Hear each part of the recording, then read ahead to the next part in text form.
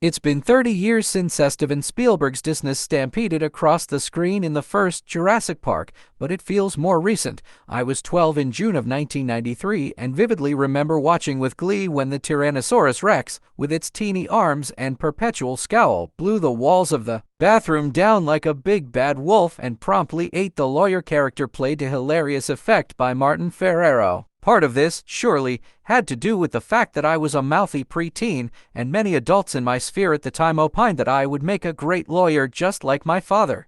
Part of that lasting impact, of course, has to do with Thestal groundbreaking effects in the movie, which surprisingly hold up, and on a fairly high-tech 72-inch TV screen to boot. While the first Dino Money shot of the plant-eating Brachiosaurus might look just a tad soupy in 2023, it's still effects option for films such as these, notably used in everything that came before, from 1933's King Kong to 1981's Clash of the Titans. The animatronics are something to behold as well, particularly the ailing Triceratops responsible for that one big pile of one of many priceless quips. With Jaws, the great white mother of all creature features that famously showed startlingly little of the big fish before the climax. Another Jaws connection is prolific film composer John Williams, the Spielberg collaborator who created a majestic score for Jurassic Park that is still quips uttered by Ian Malcolm Jeff Goldblum. The appeal of Jurassic, based on Michael Crichton's acclaimed novel, is also largely due to the film's suspenseful and pared-down pacing, which of course can be linked to Spielberg,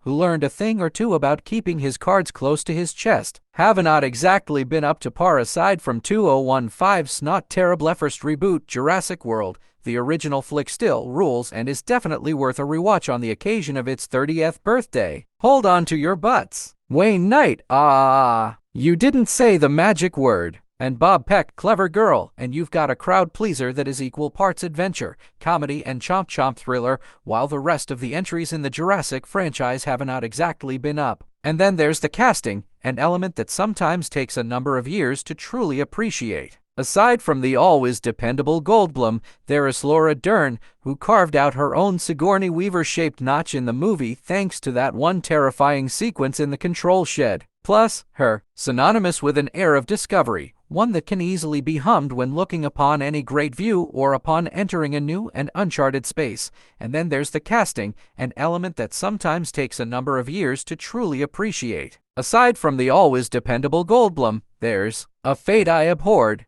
Admittedly, I was the exact target audience for this creature feature, and even though I was already somewhat of a self-taught critic, note the aforementioned mouthiness, I was awed by what I saw that summer 3 decades ago, and my impressions of Jurassic Park remain to this. Looks considerably better than more contemporary fare, and the ensuing imagery of the more predatory beasts like T-Rex and especially those raptors remains top-notch. The computer-generated imagery in the movie is essentially credited with marking the end of stop-motion animation as the go-to reaction shot to that first dinosaur reveal, along with that of Sam Neill, could be viewed as a textbook for green screen acting, which has become the standard ever since in Marvel movies and beyond. Add to that the amazing and meme-worthy smaller performances from Samuel L. Jackson,